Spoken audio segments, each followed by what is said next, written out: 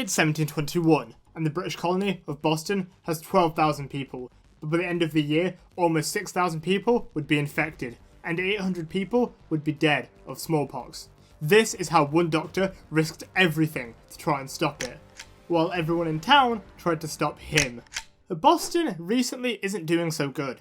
The Native Americans were getting a bit aggressive, Salem was burning witches, and pirates were in the Caribbean, messing with shipping. It seems God wasn't too happy with the colony, and divine wrath was about to descend on Boston. Britain needs to help Boston because of the pirates. Thomas Durrell was sent out from Britain to Boston to guard the colony, but he was really determined to get out of it and chase the goddamn pirates. So when some of his crew got sick during the 6-week voyage, he hid the fact people were ill, and they didn't go into quarantine. He spread smallpox to Boston. It's really hard to overstate what a big deal this is. Literally 1 out of 3 people just died. There's nothing you could do. You either got it or you didn't, and you either died or you survived. It was basically a divine dice roll, and no one else was more concerned about this divine dice roll than Cotton Mather, a local preacher. He knew how to help. He had an enslaved person called Anismus, and he had it and survived. Anismus had a small cut on his arm, and they put some smallpox in the wound. He had a fever for 3 days, and that was it.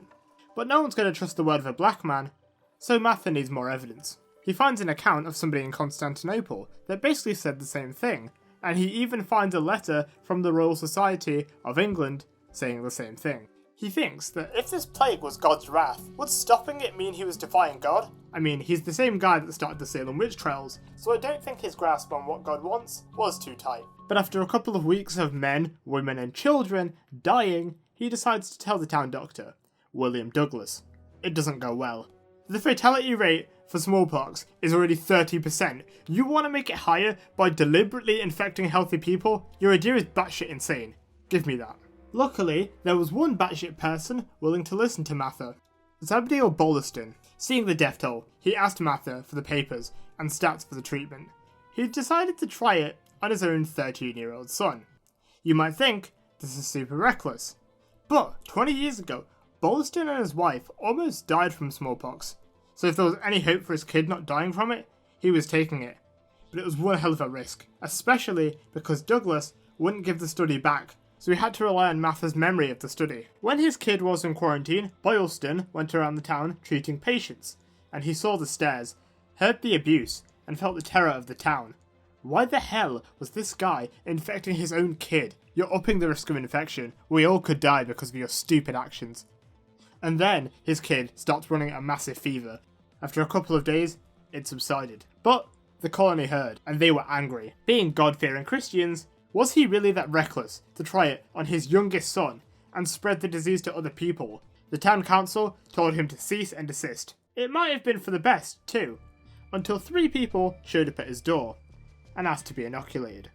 A young guy around his 20s and 30s, and 2 other people, a 67-year-old man and a 43-year-old woman who had serious pre-existing conditions. He realises, if I don't treat these people and they get it, they're certainly going to die. But even if I treat them, there's a serious chance they're going to die anyway. And if they died, he'd be run out of town, or worse. Word gets around about Bolston's experiment with his son. The doctors were pissed. Yeah, look at his kid. He survived. Not lucky that he's cured. If anyone else dies, you will be charged with murder. People were scared, and tensions were super high. Someone sees an opportunity. James Franklin. He was a newspaper editor, and he was going broke, but then he hears about this paranoia in Boston about smallpox. He decides to play into people's fear and paranoia, and he gets the town doctor, William Douglas, on his side. In the newspaper, he said, "You performed it on 6 people. They turned out fine. That's no proof it's safe for everyone else." He had a point, but then he also says that Bolston is illiterate, has no degree, and shouldn't practice medicine. He gets a British surgeon to say that he'd seen a lot of people have the same procedure, and they suffered really, really horrible side effects. He didn't say they died though, and they also said, oh come on, the outbreak isn't even that bad, even though, by the end of the month, 50 people would be dead, including 10 children. Bolston actually inoculated 60 people, but considering how pissed off the town was, he didn't publicise it. None of them have died. But then, time moves along. It's October, and it got a lot worse. A quarter of the town got smallpox, and 13 people died a day. Now suddenly, people that denounced Boston are still going to him to get inoculated, and not just from Boston, from surrounding towns too.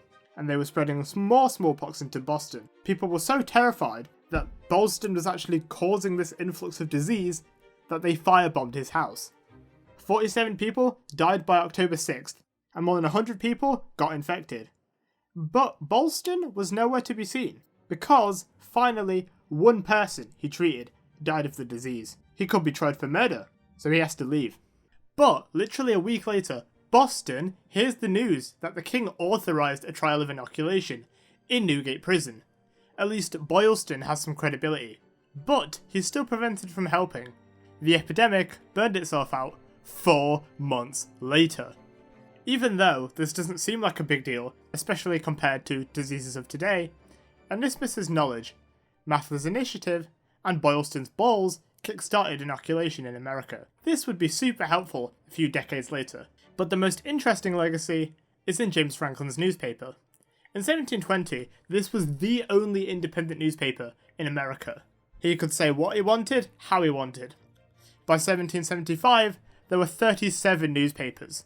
They had the freedom to say, maybe we shouldn't pay this massive debt to a war that didn't affect us.